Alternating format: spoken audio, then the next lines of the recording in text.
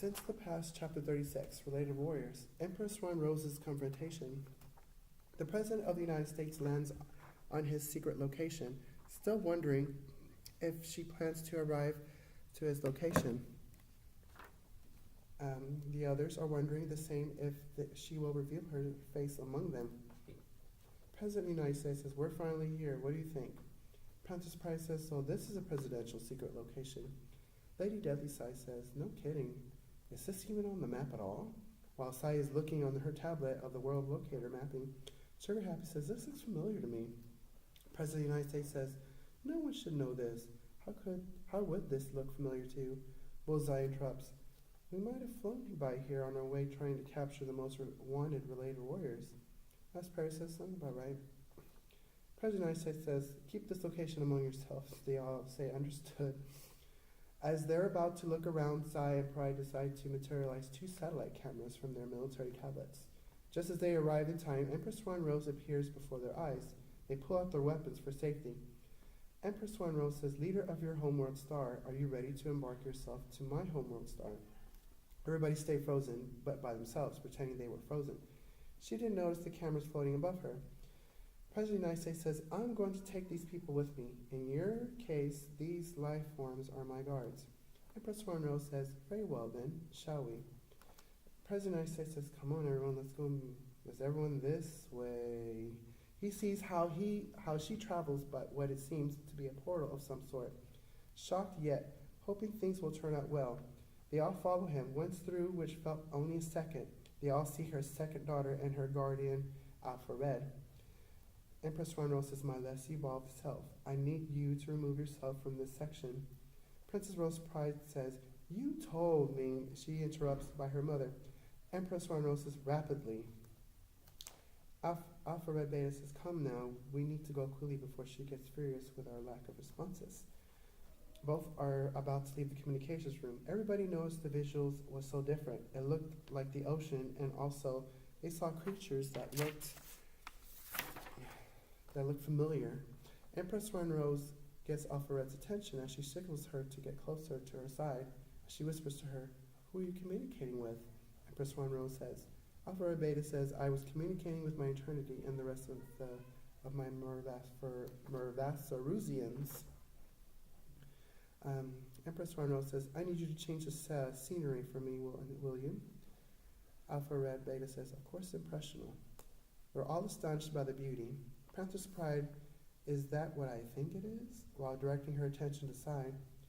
Lady Deadly Sai says, It can't be. I haven't seen them before. Remember the Discovery hoax from long ago about the mermaid thing?" Princess Pride says, "Yeah, how fascinating. In this side of the universe, there is a such thing." Lady Deadly Sai says, "I'm astonished. You're right. They do have human-like and fish-like features." Then everything changes to a spatial background. Then Alpha Red leaves to watch over her second daughter. Empress Swan Rose says, "Well, now that I have your attention, shall we discuss our alliances among our homeworld stars?" President of the United States says, "How would you come to this decision?" Empress Swan Rose says, "With the arrangements I have made for your visit here." President of the United States says, "Are we going somewhere else?" Empress Swan Rose says, "Yes. All are invited to our Out of Bionica TV, or also called Arena of Champions, also known as Section Sports and Activities." Princess Pride says, "Arena?" Lady Deathly says, "Uh-oh, that may not sound so good." As they're looking at the background, which is changing on them as if they're traveling further from Earth, Last Pair says, "When do we get to see the rest of your world?"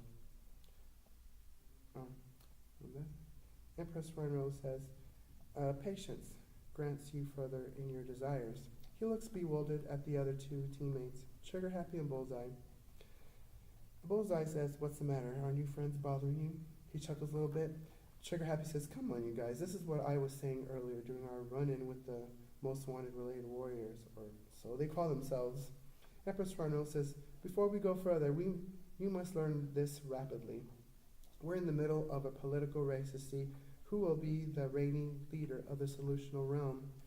President of the United States says, "I see, so you have the same here as anywhere else. Who will be the leader of a certain realm or place of habitat. Empress Rano says, you get ideas rapidly. He agrees. Empress Rano says, follow me this way to visualize the rest of this establishment.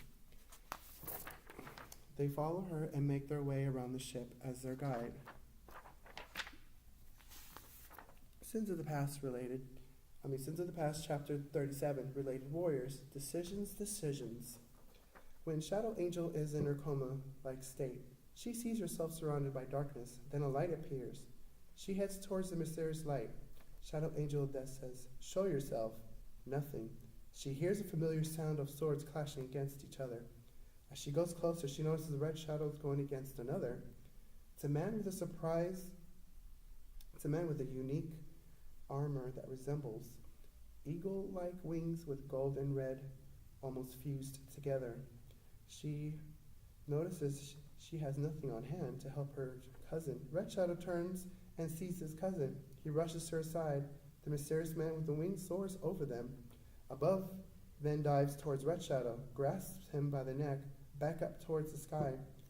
Shadow Angel of Death says, Red! She yells his name, then she sees something coming downwards. It reminded her of a fireball. In the actuality, the mysterious man with the eagle-like wings is on his way down with Red Shadow in his grip, almost comet-like. Then a big explosion has her flying backwards with pieces of shrapnel from the ground as it broke in pieces in a water-like effect. Red Shadow dazed as the man picks him up. She gets up and runs towards the man with the eagle-like wings. Then she hits him in the back of the head hard, grabs him, flips him over her shoulders, while the one-eyed angel was in the air, the middle on one of his flips to regain himself. Shadow Angel kicks him further from them. He releases the grips on Red Shadow, falls right back in the crater-like hole from the aftermath. Shadow Angel of Death says, Red, can you hear me? Answer me, damn it. Still dazed and disoriented, she had no idea how high of a ride he went. Then the man with the eagle-like wings finally speaks. One-eyed Angel says, you call yourself an angel of death. Would you like to experience how your name really works in the afterlife? Enraged, she decides to punch him in the face. He blocks a few of them. She managed to get some hits to let him know where she was coming from. One-eyed Angel says, I grow weary of this. He disappears, and he has Red Shadow by his head with his own sword at his neck. One-eyed Angel says, I have a proposition for you. Shadow Angel Death says, fuck yourself. Let my cousin go. One-eyed Angel says, here's what I think: you turn from your ways, or I get rid of this shadow permanently. Red Shadow becomes aware. Red Shadow Military says, hurry up already if you're going to. One-eyed Angel says, let's see what the Lord has to say to such ignorance. Chains come from out of nowhere, from above and underneath her. They wrap around her arms, legs, to the point of no escape. One-eyed Angel says, back to my question. What do you say before I make my verdict? Shadow Angel Death says, I will make whatever you call this world a nightmare, and you will see me in a different way if you harm him. One-eyed Angel says, my master wants me to tell you nicely to join us. Shadow Angel Death says, you gotta be kidding me. Struggling from the angel's grip, Red Shadow replies after Shadow Angel. Red Shadow Military says, yeah, stupid, we have our own masters. The One-eyed Angel says, there's a war that is beyond your comprehension. We need your help. Red Shadow Military says, we, you say? Shadow Angel Death says, why should we even consider when you made your point in other ways? Still trying to get out of the grasp that the One-eyed Angel has. Red Shadow. One-eyed Angel says, I have to see if your skills excelled. Red Shadow Military says, so what the fuck is your point? You wanted us to show? All you have to do is ask. Shadow Angel Death says, get me out of this contraption. We can show you our skilled potential. One-eyed Angel says, I need you to experience what your cousin will be facing in his future. Red Shadow Military says, is that so? One-eyed Angel says, I can't reveal what is to come. If you do not change your ways and accept Jesus Christ in your heart as your master, savior, and repent of your sins of your past, you will die a horrible death, and I will witness it personally. Shadow Angel Death says, what are you babbling about Red's future? Red Shadow Military says, seriously, what of my future that I should be so worried about? He says sarcastically. One-eyed Angel says, you will get captured and will be used as a tool of the enemies you try to eliminate. Shadow Angel Death says, How so? They die before our hands first.